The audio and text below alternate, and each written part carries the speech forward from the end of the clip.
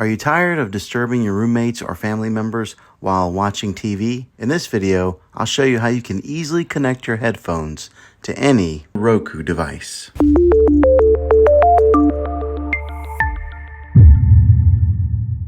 Now, the way to enjoy your favorite shows and movies in peace is to buy a Roku device that lets you hook up your headphones to the Roku remote. When you buy this device, it comes with a pair of earbuds that you can use, but if you want to use your own, you can do that just by plugging it into a 3.5mm jack that's on the remote control.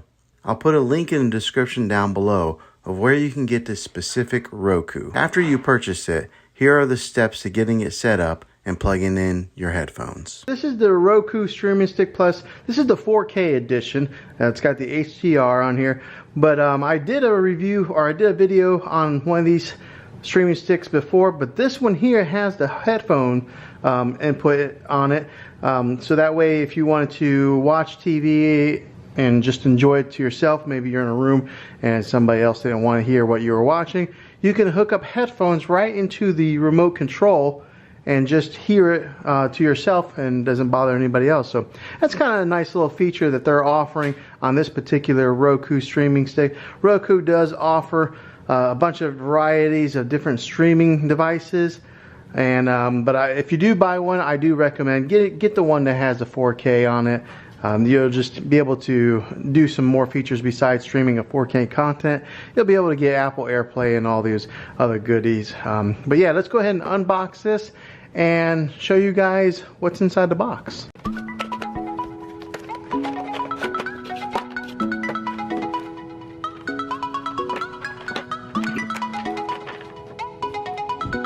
This is what you get. You've got your Roku remote here that comes preset with a few inputs with Netflix, Disney Plus, Hulu, and Sling. And on the side here is where you would control the volume up and down, and it's got a mute button right there. Over here on this side, you'll see that it does have the headphone input.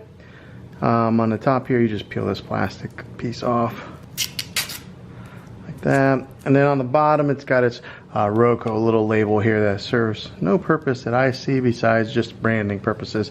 Slide the back off here. That's where you put it in your batteries.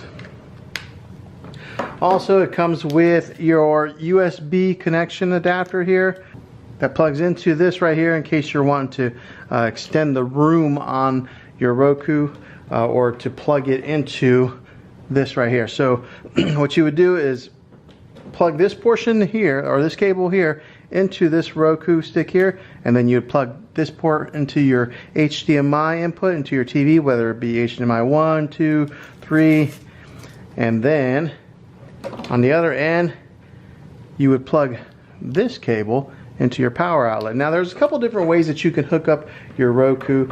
You can either hook it up USB into a TV, which will then give power to your stick, or you can plug that USB connection into this port here, which is a power outlet.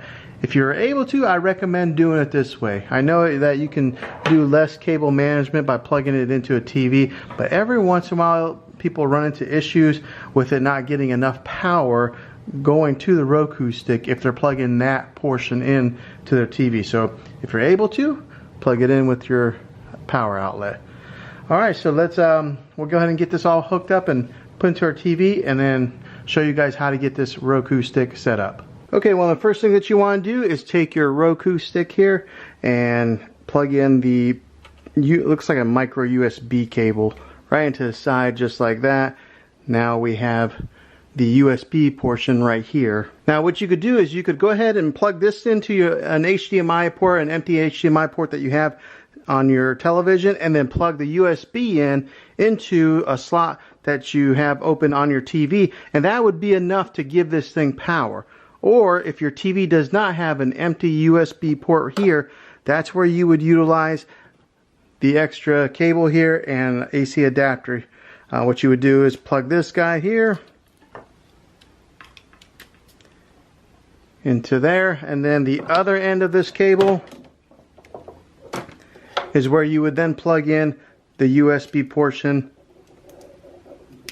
like so, and then this thing would get power from plugging this into a wall outlet. So you have two different ways of getting power to your Roku stick. Now my TV does have the USB, so I'm going to go ahead and unhook this guy and plug this into the TV.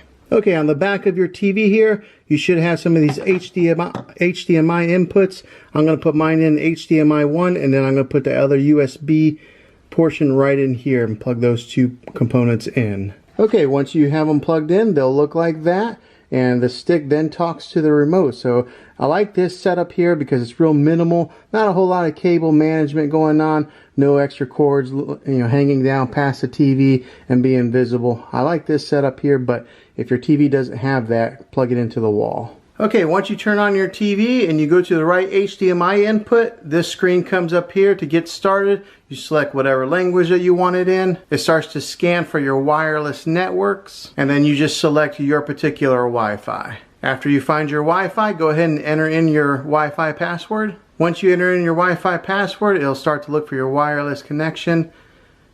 And then once it's connected, those check marks will be marked. Then you'll come to this screen here, and then it'll just do an update to get your Roku set up to the latest firmware software. You'll select OK, and then you'll just let it do its thing. Okay, after it updates, it does its little logo jumping video here. Okay, then you'll come to this screen here where it does an auto detect display type, where it just analyzes your HDMI connection to know if you have like a 720 or a 1080 or 4K TV. So you just click or just hit OK. Okay, it realized that mine was a 1080 resolution. I'll go ahead and click to go automatic. Okay, so now the next step is it'll check your remote, and then you'll just hit OK. It'll ask if music is playing. Music is playing on mine, so I'll say yes, music is playing. And then it detects that the music has stopped, and then you'll just hit OK on yes, that the music has stopped. And if that works, it'll say success, your remote is now set up and paired. Okay, then you'll get to this screen here where you have to activate your Roku player, where you enter in your email address. Now, some people may question, do I have to do this? Can I just use it without entering in any information? The answer is no. You do have to set up a Roku account where you enter in your email address and credit card information. Now, they won't just charge your credit card willy-nilly without ever letting you know, so don't fear that, but you do have to enter one in there to get started.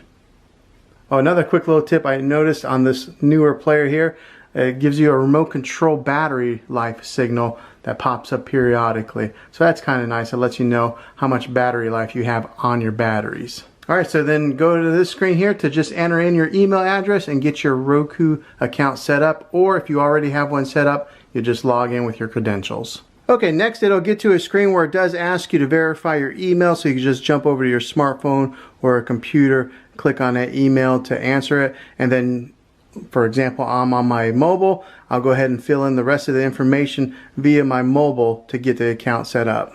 Okay, once you finish the steps on your mobile, it automatically updates on your TV and it starts to pre-install any apps that you may have selected. Okay, once that's complete, it'll say all done. You just click over and it takes you to your home screen here on your Roku. Okay, then it takes you to your Roku home screen here where you just can click over, and here's all your different apps that you can watch. You'll have to get your account set up if you do have like Netflix or Hulu, Disney Plus. You have to enter in all your credentials, but yeah, this is a Roku. I do like their setup here, their platform.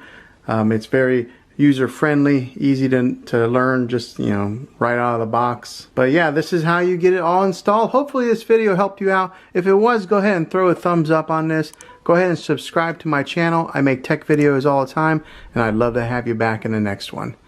Take care.